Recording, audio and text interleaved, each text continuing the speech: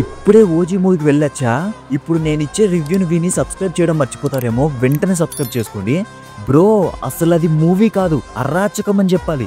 Cinema థియేటర్లో ఉండాల్సింది సీట్లు కాదు, శవ్వపేటికలు. థియేటర్ బయట ఉండాల్సింది షేర్ ఆటోలు కాదు, అంబులెన్స్లు. థియేటర్ నుంచి ఇంటికి కాదు, శ్మశానానికి తీసుకెళ్లాలి. అసలు తమ్మను కొట్టిండయ్యా BGM. Power house and mansion house 2 బ్రాండ్లు కలిపి తాగి ఆ డప్పులో కూడా తాగించి మరి కొట్టాడు.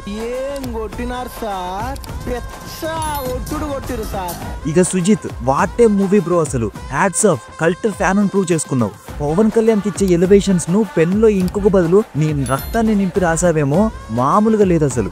ఇక పవన్ కళ్యాణ్ గారి స్వాగ్ ఉంటది.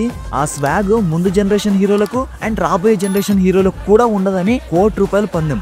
ఇంటర్వెల్ తర్వాత ఒక డైలాగ్ ఉంటది, వాడు నరికిన ఆ తలను వెతకడానికి నాకు గంట పట్టిందని.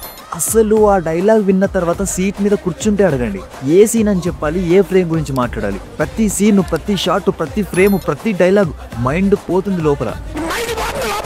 ఒక హీరో ప్రీమియర్ షోకు హీరోలే ఎగబడి చూసినప్పుడే అర్థం చేసుకోవాలి ఓజీ క్రేజ్ ఏంటని.